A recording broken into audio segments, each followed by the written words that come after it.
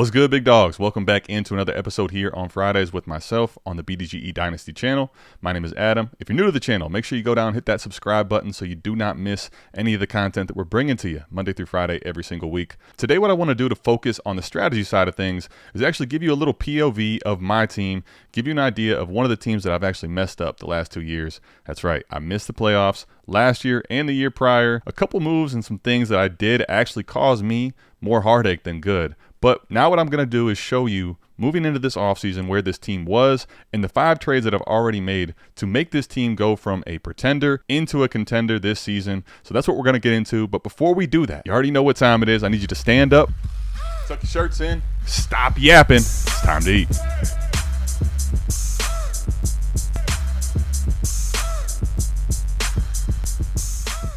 All right, so let's get right into this here. So this league here is actually called Fade the Fetal. It's a BDGE league. We got T-Rock, who's now actually writing articles on the South Harmon website. We got Nick, obviously, and we got Tony No Dimes, myself, some other really good people in this league. It's a 12-team Superflex league. It's half point for the running back, full point for the receiver, 1.5 for the tight end position. So it's tiered PPR, you may know it as. It's a 0.2 points per carry for the running back position or just any position in general. And you also have a 6 point per passing touchdown for the quarterback. So the scoring is pretty nice. It gives you a little bit of a variety in this league.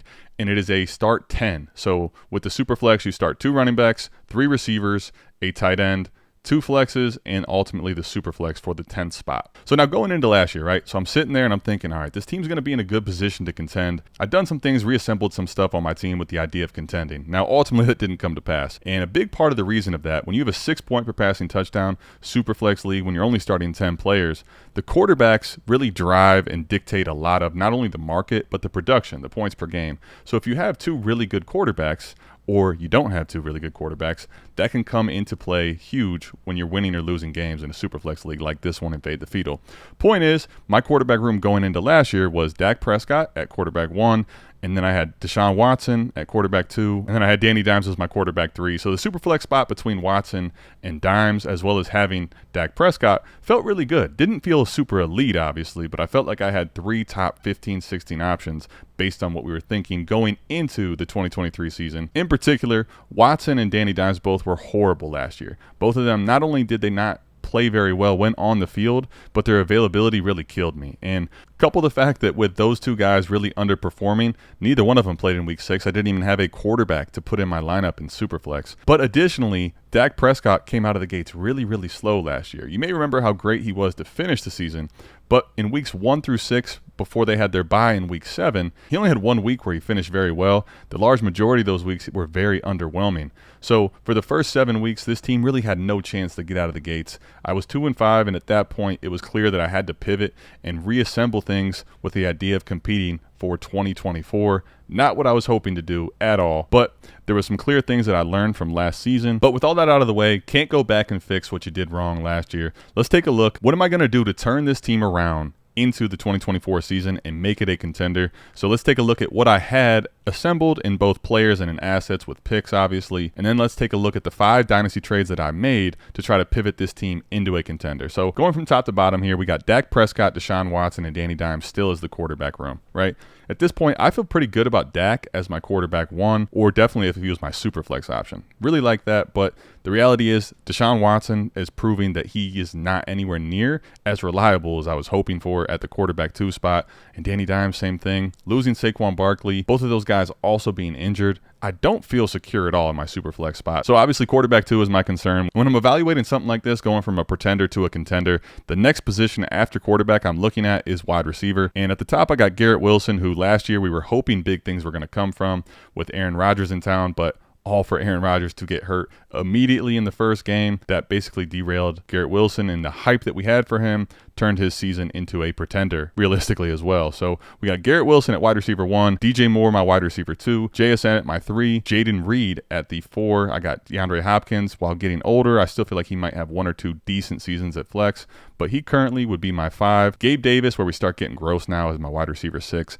Rondale Moore at my wide receiver 7, and him and everything else below him, honestly, I don't put any stock or value into them. So right now, I feel like I have 5 pretty solid receivers. I definitely, at this point, when I look at the receiver position, right? I can say clearly that I would like to go get a high-end one. So if I can find a way to make Garrett Wilson my wide receiver 2, that'd be great. And if I can't do that, I want to make sure that my wide receiver 2 is really closely valued to Garrett Wilson. So someone in that top 10, 12 range, 15 at the worst would be my big thing. I would like to upgrade to get one more high top 15 wide receiver in Dynasty. And at this receiver position, if I can do that, I'm really looking to get basically 6 to 7 top 30, 40 wide receivers that give me high floor and a few that give me definitely some upside at the receiver spot. Going from this current wide receiver group that I have assembled, if I can add one high-end wide receiver and another into the top 30, 40, to make the depth stronger, I feel like that would make a huge difference on this team at the wide receiver spot. So kind of retooling the wide receiver room with 2 legit receivers, as well as adding a much better quarterback 2 option. Already I got my work cut out for me when you think about what those are going to cost in a super flex league. But those are the wide receivers and the quarterbacks that I had on the team and what I want to do. Now, next, get into the running back room, and you can take a look here and see Najee Harris, Zach Charbonnet, Kendre Miller, Cam Akers, Izzy Abanikanda. There's nothing really here that is assembling any type of a contending team at the running back spot. Najee Harris is, I guess, somewhat solid. You could put it at best. But realistically, no one here is going to really help a contender and push them over the top. So what I'm really looking to do is not worry about this running back room, though. It's the last thing I'm going to be focusing on in a rebuild like this. I need to make sure the foundation is right, establish what I need to address at the quarterback spot, as well as increase my wide receiver room.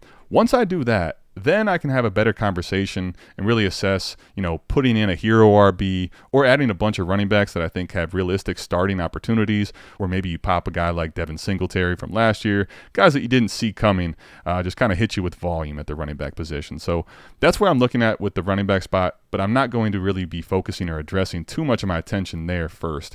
And then finally, taking a look at my tight end position, I have the tight end 1 in my opinion, not really up for a huge debate. Some people have Trey McBride, but I think it's easily Sam Laporta. That's my tight end 1, so I feel really good about that position. Backfilling at my tight end 2, I have Michael Mayer and then Darren Waller, who I was hoping for a lot more, but the last 2 years combined with his age, someone that's really not even in consideration, really far down the line at tight end for me. So between Laporta and Mayer, I feel pretty great about my tight end room.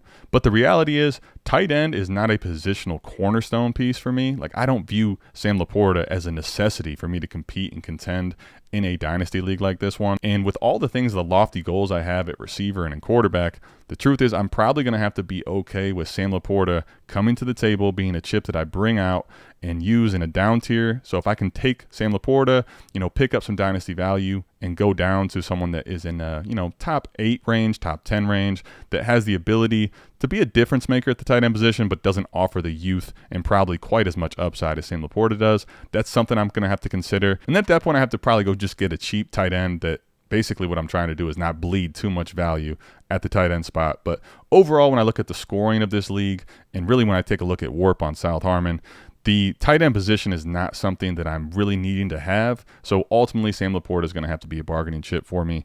But those are the things when you take a look at the players that I have and the positions, each one of those groups. Taking a look at the draft capital that I have now, I got the 106, the 107 in this class in the first round. I had the 202, the 206 in the second round, so 2 firsts, 2 seconds. I have 4 thirds, the 302, the 304, the 305, and the 306, as well as the 406.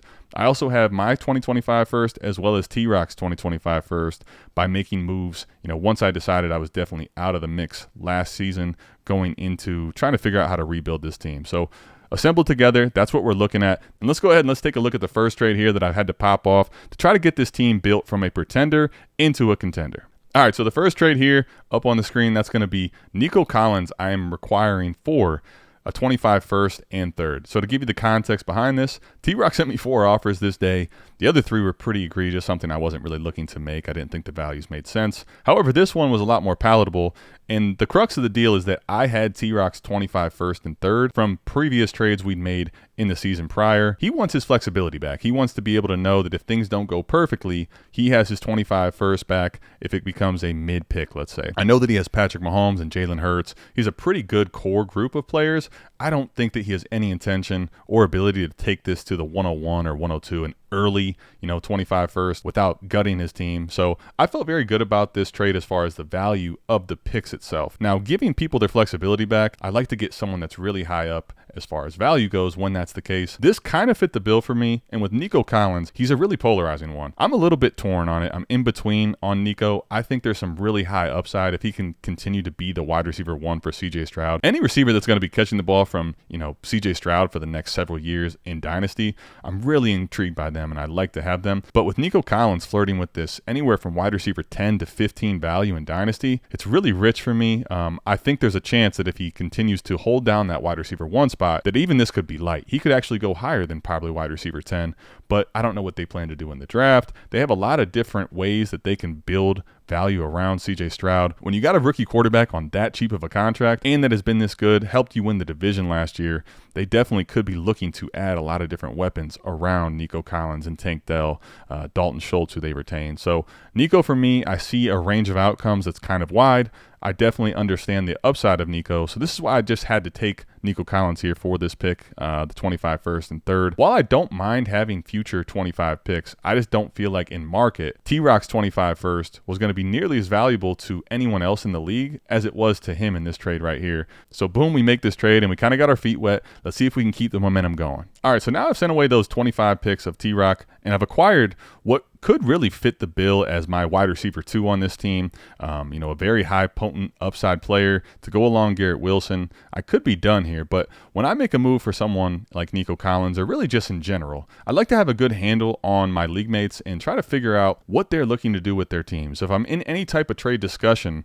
where a trade doesn't actually get done, I'm looking to take as much piece of information that I got from those trade talks and try to figure out how I can maybe come back to the table in a different offer later. So with Nico Collins, I already had some people that I thought would be very interested. Obviously, I know Nick's very high on Nico Collins. We, doing content now as much as we are. But the reality is he had the 110 and his 25 first, which his team's built pretty well. So that wasn't really as interesting to me. I wanted to see if I could get into the earlier part of the mix. When you look at startup values, he's anywhere from the 104 to the 105 as far as where he's going off the board. Somewhere between the pick 104 and pick 105. So T-Rock already had pick 105, and he traded me Nico Collins. That doesn't really help me. So with 105 being there, I already had 106 and 107. Naturally, 104 is the only pick that really makes sense. So go to the person that has 104, and that's Emperor Goose. And Emperor Goose and I had actually been in some trade talks prior. We didn't actually get anything done, but I know that he kind of really told me he valued stacks, and honestly, that's just truly the case for most people in Dynasty. If you got the quarterback, you'd like to pair the wide receiver 1 with that QB when possible. So now that he has CJ Stroud, and I know that about him, I'm looking to say, okay, I got Nico Collins. What does Nico do in a trade if I'm talking with you? How high do you value Nico? Where are you at? And can I ultimately pivot now this Nico Collins share into the 104 in this 24 class? And at that point, I'm kind of becoming the middleman, right? If I can make a trade like this, I now take this 25 first and third, send it back to T-Rock, who obviously that 25 first and third is not going to go appeal to Emperor the way he's trying to build this contending team. And it's not a stack for him as far as, with CJ Stroud. But when I came ultimately with Nico, we had a lot of back and forth on different type of trade offers. We entertained some Sam Laporta stuff.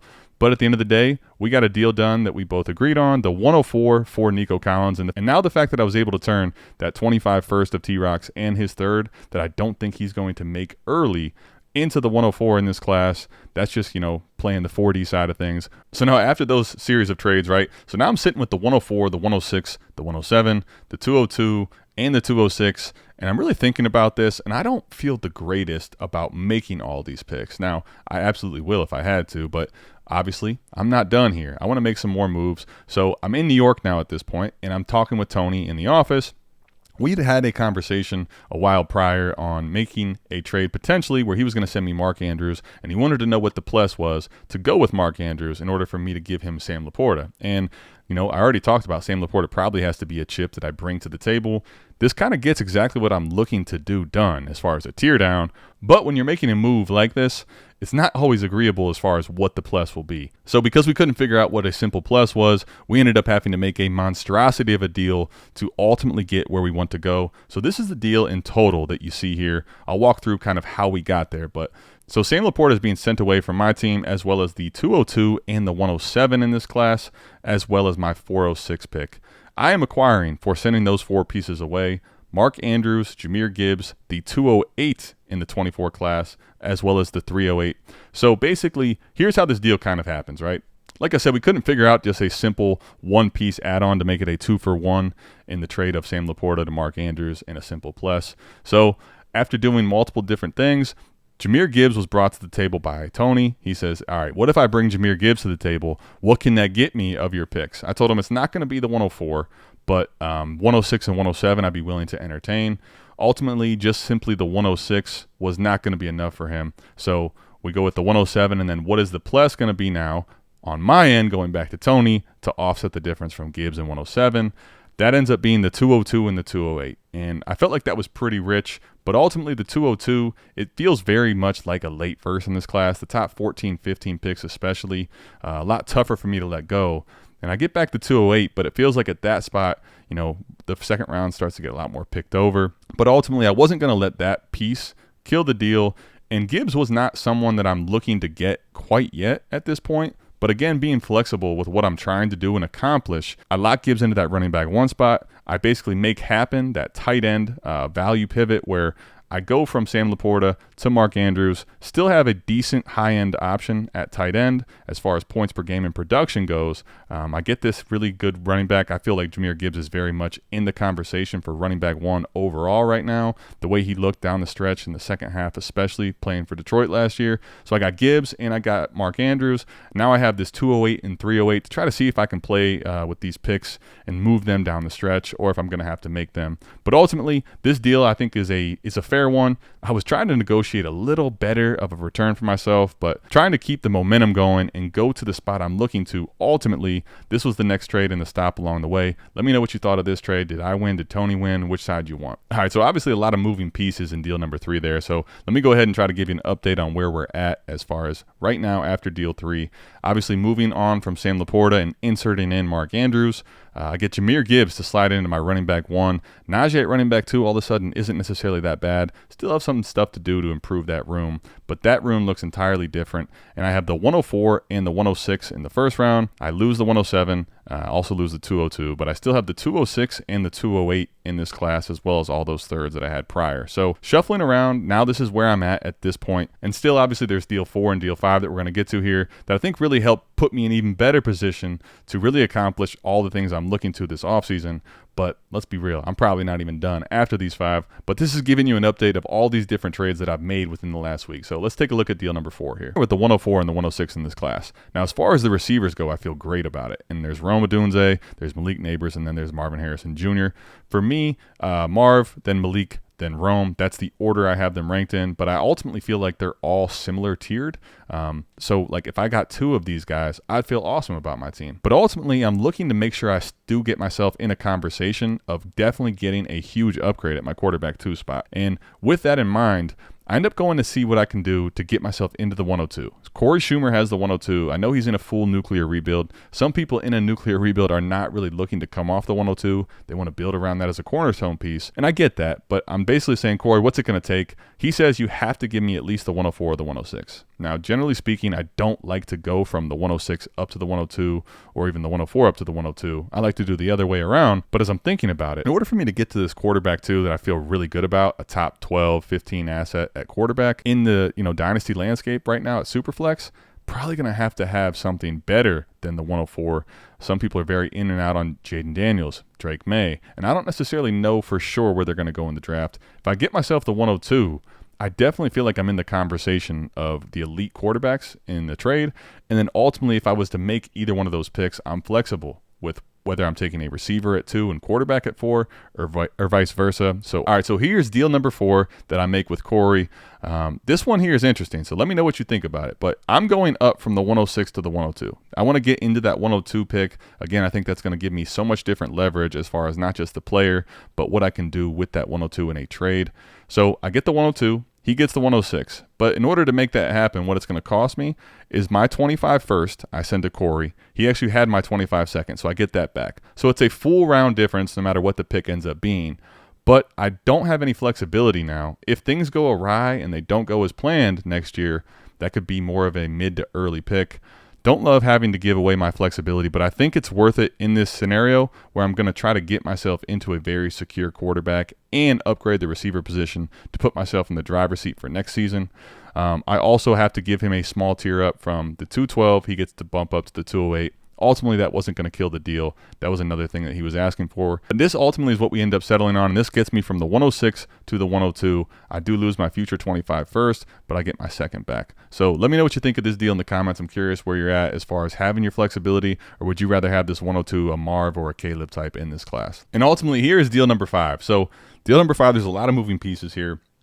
I am acquiring Chris Godwin, the 111 and the 112. Emperor Goose is acquiring Jayden Reed, Michael Mayer, as well as the 206, the 212, and the 305. He also gets Jordan Mason, depth running back for the San Francisco 49ers. Ultimately, without breaking down too much of this, the reason I end up making this trade and where I think it really puts me in an even better position moving forward is Chris Godwin to Jayden Reed. There's definitely a difference there. I think the upside Jayden Reed possesses, if he gets all this a much higher snap share, if they start trusting him in more of a wide receiver 1 or 2 in this offense as far as opportunity, sky could be the limit for Jayden Reed. But Chris Godwin, he's not really someone I've been buying. But if I think about the difference in the cost from Jayden Reed to Chris Godwin, I add Chris Godwin to my current wide receiver room, and then I get the 111 and 112. These picks here, they're pretty intriguing for me because not just that they say the first round value on them, but ultimately the players in this range, if I was to sit there and make the pick, definitely tons of risk with them.